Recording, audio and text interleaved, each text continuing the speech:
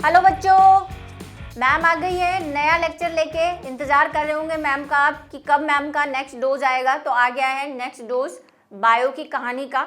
ठीक है, तो क्या पढ़ने वाले हैं उससे पहले हम देख लेते हैं कि हमने पिछले लेक्चर में क्या पढ़ा था। तो अलैंगिक जनन को हमने अलविदा कहा और उसके बारे में पढ़ा कि वो क्या होता है, उसकी विधियां कैसे होती हैं और उसके महत्व क्या होते हैं। ठीक है, अब आज क्या हम पढ़ेंगे? आज हम पढ़ेंगे लैंगिक जनन मीन्स L5 जो हम पढ़ने वाले हैं वो सेक्सुअल रिप्रोडक्शन के बारे में पढ़ेंगे। लेकिन उससे पहले मैं आपको एक बात बता देती हूँ, अभी मेरे पढ़ाते ही कई बच्चे कमेंट करेंगे मैम आपने ये क्या होता है वो क्या होता है।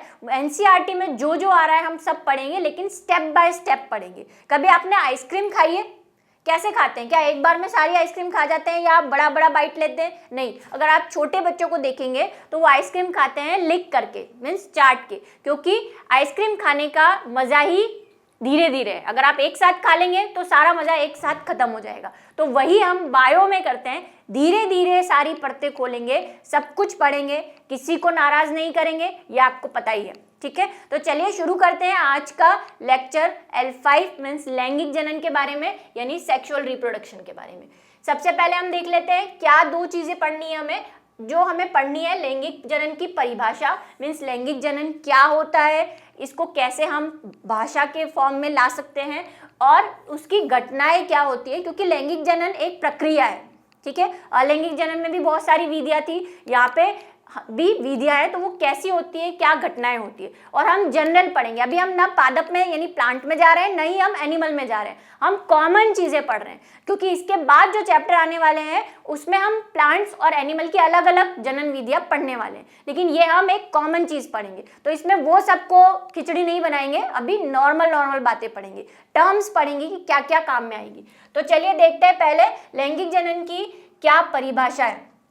क्या है लैंगिक जनन? यदि संतति की उत्पत्ति दो जनकों या विपरीत लिंग वाले भिन्न जनकों, जनक आपको पता है जो संतति को उत्पन्न करता है, उस कोशिका को या उस जीव को हम क्या बोल देते हैं? जनक बोल देते हैं। ठीक है, तो या तो दो जनक हो। अगर आपको अलैंगिक जनन थोड़ा सा ध्यान आ रहा हो तो अलैंगिक जनन में हम क्या करते थे? अलैंगिक जनन में हम एक कोशिका लेते थे और उसी से क्या होता था? दूसरा जीव बन जाता था। ठीक है, उसमें किसी का सहयोग नहीं होता था, उसकी विधियां अलग अलग थी, कट के, कभी बीजाणु बन के, कभी टुकड़े होके, इस तरह से। यहाँ पे क्या हो रहा है? ऐसी ही एक और कोशिका होगी, क्योंकि हम जिससे संतति उत्पन्न होती है उसको जनक कहते हैं, तो ऑब्वियसली ये दोनों क्या है? जनक है। तो अब आपको ये लाइन समझ में आ रही होगी दो जनक क्यों कहा गया है।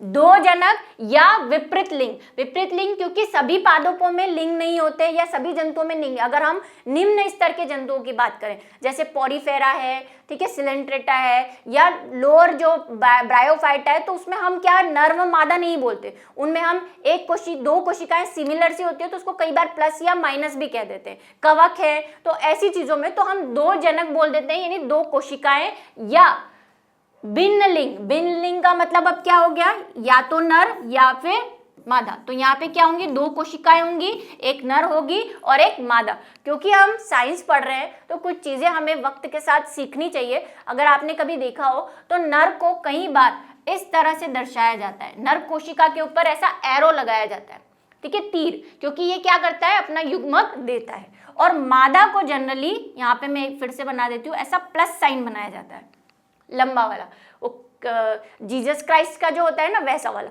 तो ये मादा को डिनोट करता है। तो ये थोड़ी थोड़ी चीजें हमें सीखनी चाहिए कि मादा को ऐसे शो करते हैं और नर को इस तरह से। ठीक है, तो दो कोशिकाएं होंगी, ये दोनों कोशिका क्या करेंगी? एक दूसरी कोशिका बनाएगी। अब ये हम एक कोशिकी हैं? नहीं, ये कैसे भी हो सकते हैं, ये बहुकोशिकी भी हो सकते हैं, ये एक कोशिकी भी हो सकते हैं। लेकिन हम साइंस में पढ़ते हैं तो उसको सिंपल वे में पढ़ते हैं, इसीलिए हम एक एक कोशिकाएं बनाते हैं। मान लो ये नर है, यानी हम है, हमारा ही एक एग्जाम्पल ले लिए, और ये मादा है, तो क्या दोनों मिक्स होके या दोनों से एक एक नर व मादा निकलेंगे? नहीं, उनके अंदर जो कोशिका है उसमें से कोशिका बनेगी। ठीक है, तो हम यहाँ पे एक कोशिका बता रहे हैं, चाहे वो बहुकोशिकीय जीव हो, चाहे वो कोशिका एक ही होगी उसकी, उससे एक दूसरी कोशिका बनेगी। इन कोशिकाओं को हम क्या कहते हैं? इन कोशिकाओं को हम युग्मक कहते हैं। ठीक है, इस कोशिकाओं को हम क्या कहते हैं, युग्मक कहते हैं। तो दो जनक कोशिकाओं से युग्मक बनेंगे और ये दोनों मिलकर एक दूसरा जीव बनाएंगे, यानी संतति उत्पन्न करेंगे, जो आगे अगर एक कोशिकीय है तो ऐसी ही रहेगी, और अगर बहुकोशिकीय होगी तो फर्दर यानी कि आगे जाके ये कैसे बन जाएगी, बहुत सारी कोशिकाएं, और बहुत सारी कोशिकाएं बनके कोई जीव या पादप बना देंगी। तो ये लैंगिक जनन का एक छोटा सा ओवरव्यू था। अब आपने देखा कि इसमें कुछ प्रक्रियाएं हैं, तो ये प्रक्रियाएं क्या होती है, दो तरह की होती है, यानी घटनाएं जो है वो दो तरह की होती है। तो लैंगिक जनन की घटनाएं तीन भागों में हम बांटते हैं। 3 चरण है इसके जो हम पढ़ेंगे अभी। पहला चरण है निषेचन पूर्व घटनाएं, ठीक है। इस डायग्राम को देखिए जरा, ये देखिए यहां से यहां तक वाली जो घटनाएं है ये कैसी है, निषेचन पूर्व घटनाएं। उसके बाद में एक बीच में एक चीज आएगी जिसे निषेचन कहेंगे, और उसके बाद में यहां से यहां तक वाली जो घटनाएं है वो क्या हो जाएगी, निषेचन पश्च घटनाएं, ठीक है। ये वाली निषेचन पूर्व घटनाएं युग्मक बनने तक की, ठीक है। युग्मक के बीच में ये वाला जो पोर्शन है ये हो जाएगा आपका निषेचन, और ये वाला यानी निषेचन यानी संतति का जीव बनने तक का जो सफर है वो हो जाती है भ्रूणोद्भव या निषेचन पश्च घटनाएं, ठीक है। तो ये 3 घटनाएं हैं, पूर्व घटनाएं, निषेचन और निषेचन पश्च घटनाएं, जिसको भ्रूणोद्भव भी कहते हैं, ठीक है, भ्रूण का निर्माण। तो हम ये देखेंगे यहाँ पे क्या आएगा, युग्मक जनन, जिसे हम स्टार्ट करने वाले हैं। आज हम क्या पढ़ेंगे, निषेचन पूर्व घटनाएं पढ़ेंगे। निषेचन पूर्व घटनाओं को फिर 2 छोटी घटनाओं में बांट दिया जाता है, जिसे एक तो है युग्मक निर्माण, यानी जनक से युग्मक कोशिका की निर्माण की प्रक्रिया, और दूसरा है युग्मक स्थानांतरण, मतलब जो युग्मक बना है, जैसा कि मैंने कहा दोनों मिक्स तो नहीं होंगे ना एक दूसरे में, कोई स्थानांतरण होगा, मतलब इसकी कोशिका का युग्मक दूसरे की कोशिका पे जाएगा, ऐसी कुछ चीजें होती है, तो उनको हम बोलते हैं स्थानांतरण या युग्मक का एक से दूसरे तक पहुंचना। तो आज हम जो पढ़ने वाले हैं वो है युग्मक निर्माण।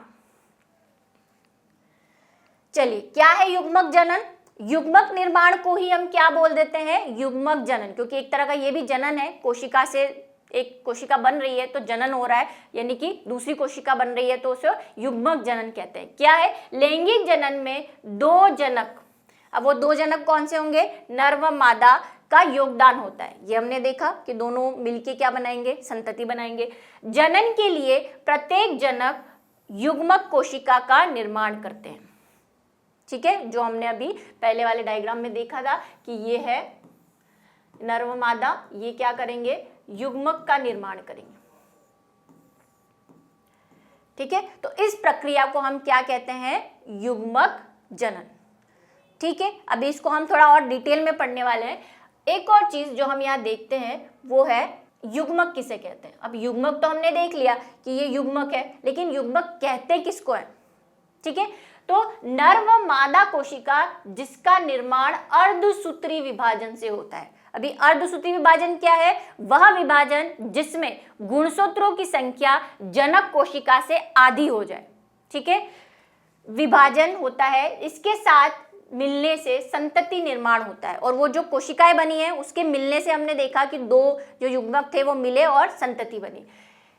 जो युग्मक होते हैं उनमें युग्मक कोशिका कहलाती है। क्या युग्मक कोशिका कहलाती है, जनक कोशिका से अर्धसूत्री विभाजन द्वारा जो कोशिका बनती है उसे हम युग्मक कोशिका कहते हैं।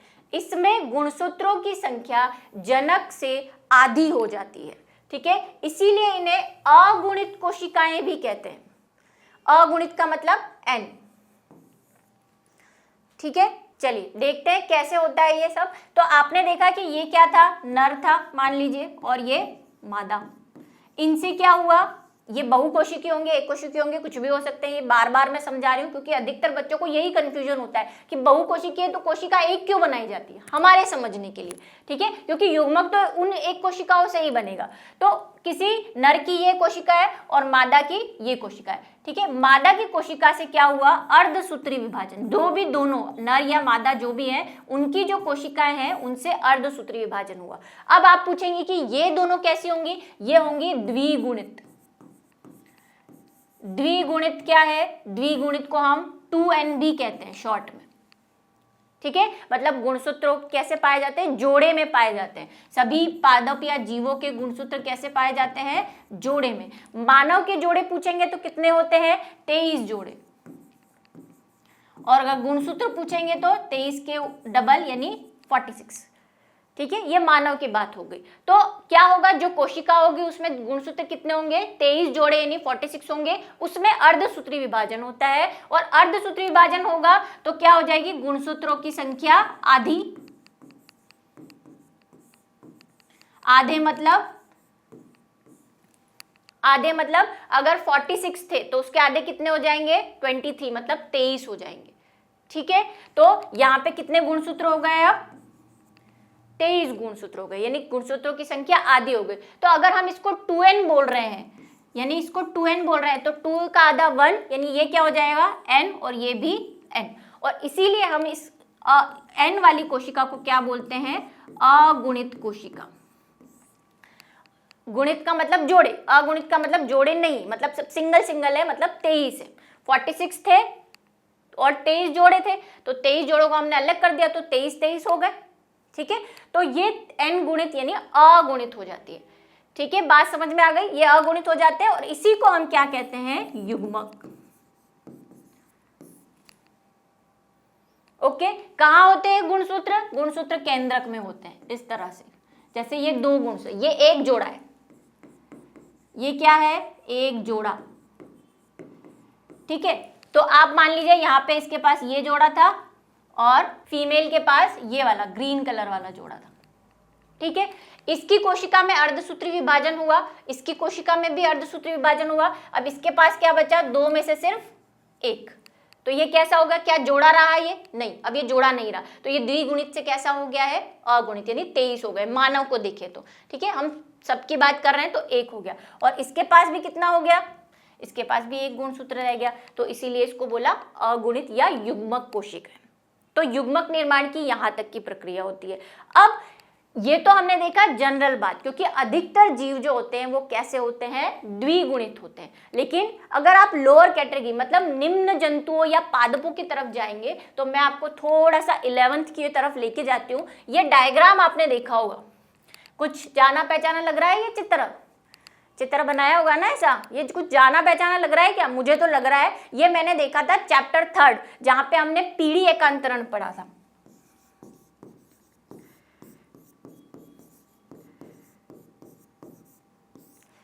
गौर से देखो इस चित्र को। अब यहाँ पे आपने उस टाइम भी समझा होगा, थोड़ा सा मैं आपको, ये बनाना नहीं है हमें अभी, लेकिन बस आपको थोड़ी सी समझ देने के लिए मैंने ये काम किया है कि द्विगुणित तो जनरल होती है, लेकिन कुछ ऐसे पादप या जंतु है जिसमें जो जनक कोशिका है वो द्विगुणित नहीं, ऑलरेडी अगुणित होती है।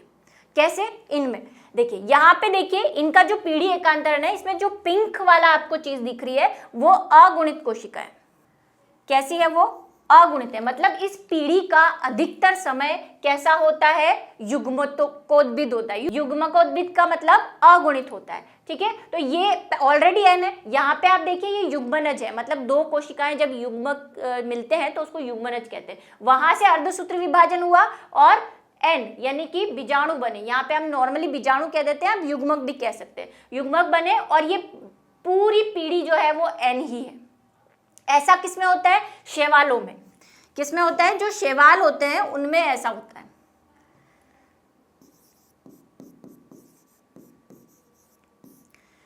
दूसरी होती है कुछ ऐसे जिसमें आपको पिंक वाला पोर्शन बहुत छोटा दिख रहा होगा, मतलब एन यहाँ पे क्या है, बहुत ही कम है, इतना सा एन है। बाकी कैसा है, 2n है।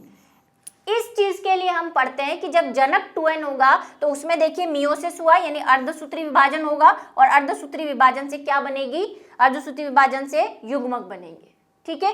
ये कहाँ पे होता है, ये आपके होता है एंजियोस्पर्म में। जितने भी आप अपने आसपास पादप देखते हैं वो ज्यादातर कैसे होते हैं, एंजियोस्पर्म, यानी एक बीजपत्री द्विबीजपत्री जो आप पढ़ते हैं वो होते हैं, ठीक है। और ये तीसरा डायग्राम जिसमें दोनों ही चीजें आपको इक्वल दिख रही है, ये पीढ़ी एकांत, अगुणित भी है इसमें और बीजाणुविद भी है, दोनों सेम टाइम के लिए रहते हैं, ठीक है। तो ये किसमें होता है, ब्रायोफाइटा में। ब्रायोफाइटा है, टेरिडोफाइटा है, उसमें थोड़ा बहुत चेंजेस आते रहेंगे। तो इसमें भी क्या होगा, अर्धसूत्री विभाजन हो रहा है। देखिए यहाँ पे ये 2n है और ये पीढ़ी कैसी है, ये अगुणित है।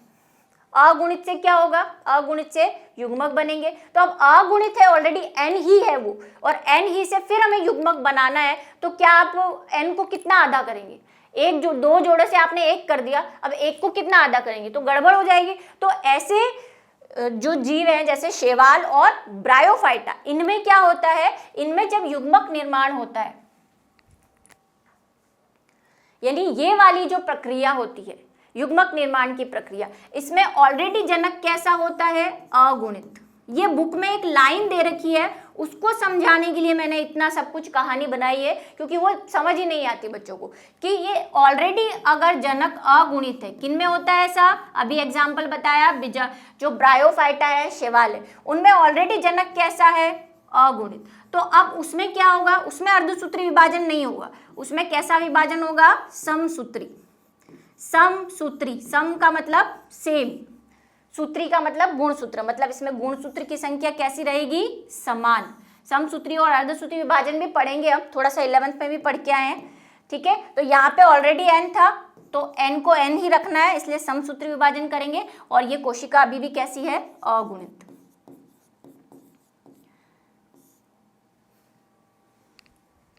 ठीक है, तो ध्यान आपको क्या रखना है, ध्यान यही रखना है कि युग्मक कोशिका कैसी होती है, अगुणित। चाहे वो कैसे भी बनी हो, चाहे वो समसूत्री विभाजन से बनी हो, अगर समसूत्री विभाजन से बनी है तो ऑब्वियसली जनक कैसा हुआ होगा, अगुणित हुआ होगा। और अगर अर्धसूत्री विभाजन से बनी है तो जनक कैसा रहा होगा, द्विगुणित रहा होगा। ठीक है, बात समझ में आ गई। चलिए अब दूसरी प्रक्रिया है युग्मक स्थानांतरण। ठीक है, इसको भी हम पढ़ेंगे, लेकिन युग्मक जब बनते हैं तो यहाँ तो हमने ये जो हमारा चित्र बनाया है इसमें तो सब सेम से दिख रहे हैं, लेकिन जीवन में मीन्स प्रकृति में ऐसा नहीं होता है। प्रकृति में युग्मक जो है वो 2 प्रकार के बनते हैं। ठीक है, युग्मक जो है वो कितने प्रकार के होते हैं, 2 प्रकार के होते हैं। किस बेस पे, उनके आकार के आधार पे, उनके दिखने के आधार पे 2 प्रकार के होते हैं। एक होते हैं समयुग्मकी और दूसरे होते हैं विषम युग्मकी। वही नाम ही मेरी परिभाषा है, लिख रहा होगा यहाँ पे सम और यहाँ पे दिख रहा होगा विषम। ठीक है, क्या है इसको समझते हैं। सबसे पहले है समयुग्मकी। चलिए, समयुग्मकी, सम का मतलब समान, ऐसे युग्मक यदि दोनों जनकों के युग्मक दिखने में, दिखने का मतलब यहाँ पे आकार से, आकारिकी मतलब फिजिकली वो कैसे दिखते हैं, एक समान हो तो उसे हम क्या कहते हैं, समयुग्मकी। जैसे अगर क्लेमाइडोमोनास को हम देखें, क्लेमाइडोमोनास कैसा दिखता है, पिछले वीडियो लेक्चर में बताया था, एक रफ डायग्राम और बना देती हूँ कुछ ऐसा। ठीक है, क्लेमाइडोमोनास से जो युग्मक बना वो भी कैसा बनेगा, सेम ऐसा ही बनेगा। तो अब ये मान लीजिए क्लेमाइडोमोनास का ये क्या है, युग्मक किससे बना है, ये नर वाले से बना है, या आप बोल सकते हैं एक जनक से बना है। और दूसरे क्लेमाइडोमोनास जनक से भी दूसरा युग्मक बना है,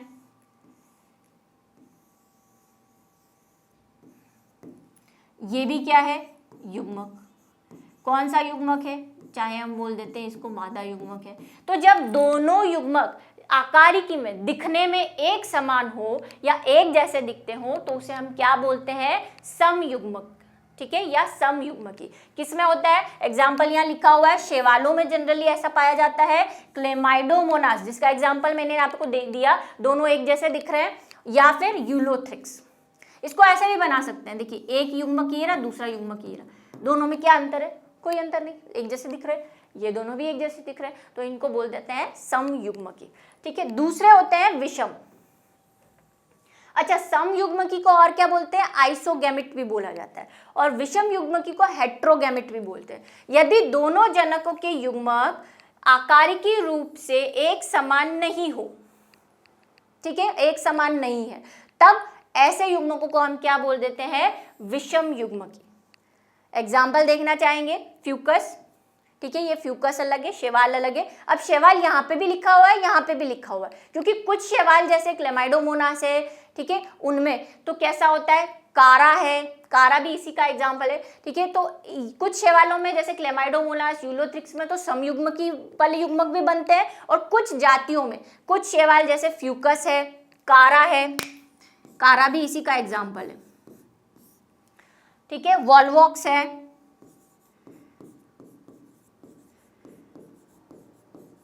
इनमें कैसे होते हैं, विषम युग्मक, यानी दोनों युग्मक अलग अलग होते हैं। कैसे अलग अलग युग्मक होते हैं, तो हम एक एग्जांपल देख लेते हैं फ्यूकस का।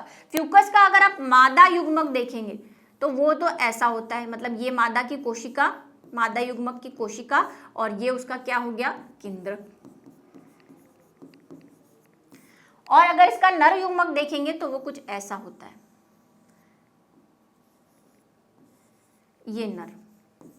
तो आप देख रहे हैं ये दोनों दिखने में कितने अलग है, ये तो गोल मटोल मोटा, और ये चिन्नू सा, ठीक है, छोटा सा, तो ये नर युग्मक, तो दोनों दिखने में अलग है। ऐसा हम में भी होता है, यानी मानव में भी होता है। मानव में जो अंड होता है, यानी मादा कोशिका होती है, वो तो ऐसी ही दिखती है। और नर युग्मक जिसको हम क्या कहते हैं, शुक्राणु, वो कैसा होता है, वो कुछ इस तरह का होता है,